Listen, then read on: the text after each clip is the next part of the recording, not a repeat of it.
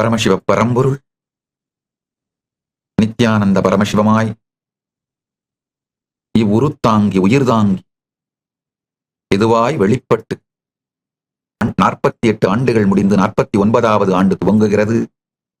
இந்த நன்னாளிலே 49வது ஜெயந்தி திருநாளிலே, அவதார தின திருநாளிலே பரமசிவ பரம்பொருளின் பரம வெளிப்பாடாய் இருந்து அனைவருக்கும் பரமாத்வைதத்தை அருளி ஆசீர்வதிக்கின்றோம்.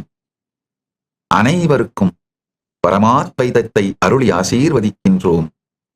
பரமாத்வைத பிராப்திரஸ்து, சர்வ மங்கள பிராப்திரஸ்து, சர்வ ஐஸ்வர்ய பிராப்திரஸ்து, சர்வ ஆனந்த பிராப்திரஸ்து, தர்மார்த்த காம மோக்ஷ பிராப்திரஸ்து, ஞான சுக யோக போக சர்வாபீஷ்ட சித்திரஸ்து. எல்லோருக்கும் எல்லா மங்களமும் உண்டாகட்டும். ஆல்போல் தழைத்து அருகுபோல் வேரூன்றி மூங்கில் போல் சுற்றம் சூழ வாழையடி வாழையென 16 பெற்று பெருவாழ்வு வாழ்வீர்களாக. ஓ பிராமணேப்யோ சுபமஸ்து நித்யம், லோகா சமஸ்தா சுகினோ பவந்த். கோவும் பிராமணர்களும் சுபமாக இருக்கட்டும். உலகம் முழுமையும் சுபமாக இருக்கட்டும். எல்லோருக்கும் எல்லா மங்களமும் உண்டாகட்டும். எல்லோரும் எல்லா நன்மையும் பெற்று பேரானந்தத்தில் வாழ்வீர்களாக. 49வது ஜெயந்தி திருநாளிலே பரமசிவ பரம்பொருளின் நேரடியான செய்தி.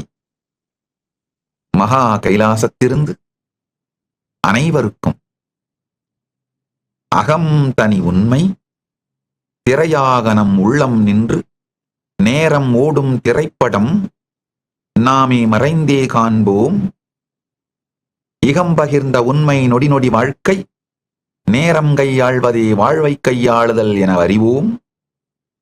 பரம் உயர்முனை காலவிருத்தி புரிந்தே நேரம் தரம் அளவு உயர்ந்து ஜீவன் முக்த வெற்றி வாழ்வை பெறுவோம். நித்திய நிகழ்வில் நிலைத்திருந்து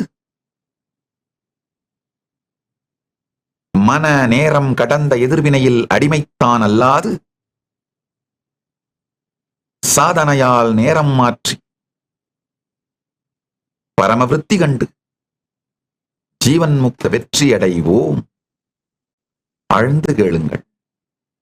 அகத்திலே இந்த காலம் எனும் திரைப்படம் ஓடுகின்ற திரை நாம் என்று உணர்ந்து திரைப்படத்திற்குள் சிக்காது திரையாக இந்த காலம் நம்மீது ஓடுவதை பார்த்து காலம் எனும் ரயிலில் அமர்ந்திருக்கும் பயணிகள் அல்ல நாம், காலம் எனும் ரயில் ஓடுகின்ற தண்டவாளம் நாம் என்பதை புரிந்து அகத்திலே ஜீவன் முக்தனாக முழுமையான சுதந்திரத்தோடு வாழ்தலும், இகத்திலே அகம் அப்படிங்கிறது சப்ஜெக்டிவ் ரியாலிட்டி, இகம் அப்படிங்கிறது ஷேர்டு ரியாலிட்டி, பரம் அப்படிங்கிறது அல்டிமேட் ரியாலிட்டி. அகத்திலே காலம் எனும் திரைப்படம் ஓடும் திரை நாம் என்று புரிந்து இகத்திலே ஷேர்டு ரியாலிட்டியான இந்த இகத்திலே ஒவ்வொரு வினாடியும் நம் வாழ்க்கை என்பதை புரிந்து ஒவ்வொரு வினாடியையும் மேலாண்மை செய்வதே வாழ்க்கையை மேலாண்மை செய்வது என்று தெளிவாக புரிந்து வாழ்விலே வெற்றி அடைதலும், ஒவ்வொரு வினாடியையும் மேலாண்மை செய்து வெற்றி அடைதலும் பரத்திலே அல்டிமேட் ரியாலிட்டி, பரத்திலே கால விரிவை பற்றிய சத்தியங்களையும் உயர் மண்டலங்கள் வெர்டிக்கல் டைம் ஜோன்ஸ், உயர் லோகங்கள், உயர் உலகங்கள், உயர் மண்டலங்கள் இவைகளைப் பற்றிய அறிவும் தெளிவும் முழுமையாக அனுபூதியாய் பெற்று இந்த கால விரிவும் உயர் கால மண்டலங்கள், உயர் உலகங்களை பற்றிய அறிவும் அனுபூதியும் நம்மை அகத்திலும் இகத்திலும் நம் காலத்தின் குணத்தையும் அளவையும் நமது விருப்பத்திற்கேற்றாற்போல் விரித்து ஜீவன் முக்த வெற்றி வாழ்க்கை வாழ்வீர்களாக. இதுதான் பரமசிவ பரம்பொருள் 49வது அவதார தினத்தில், அவதார தின மகோத்சவமாகிய இன்று, ஜெயந்தி மகோத்சவமாகிய இன்று அனைவருக்குமாக செய்தியாகவும் ஆசியாகவும், அனைவருக்குமான செய்தியாகவும் ஆசியாகவும் தீட்சையாகவும் சக்திபாதமாகவும் சக்தினீபாதமாகவும் பேரருள் ஆசியாகவும் அளிக்கின்றார். ஆழ்ந்து கேளுங்கள். அகத்திலே சப்ஜெக்டிவ் ரியாலிட்டியில ஆழ்ந்து புரிந்து கொள்ள வேண்டும். காலம் அப்படின்னு நீங்க நினைக்கிற கடந்த காலம் வெறும் நினைவுகள், அதுவும் நிகழ்காலத்துல இருக்கு. அதுவும் முழுமையான சத்தியம் இல்ல. ஆழ்ந்து புரிந்து கொள்ளுங்கள். எதிர்காலம் அப்படின்னு நீங்க நினைக்கிறதும் வெறும் உங்களுடைய எதிர்பார்ப்புகளும், நெகட்டிவ் எதிர்பார்ப்புகளும். நெகட்டிவ் எதிர்பார்ப்பு தான் பயங்கள், பாசிட்டிவான பயங்கள் தான் எதிர்பார்ப்புகள்.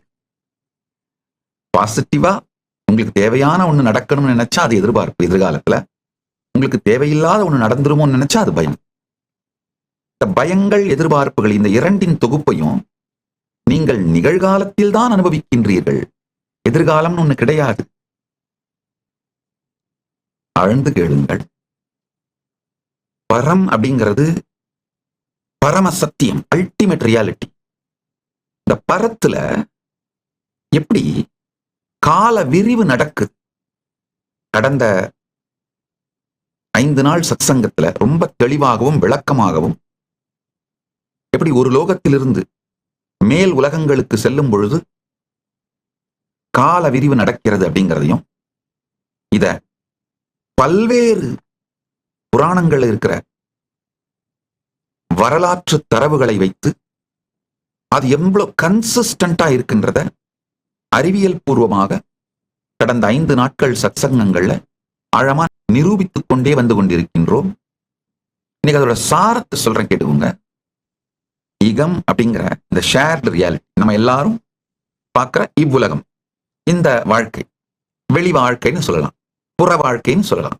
இந்த புற வாழ்க்கையில நீங்கள் முழுமையாக கிளாக் டைம் சென்டர்டா, அதாவது வாட்சை உபயோகப்படுத்தி நாம எல்லாரும் டைம் பத்தி ஒரு அண்டர்ஸ்டாண்டிங் வந்திருக்கோம் இல்லையா?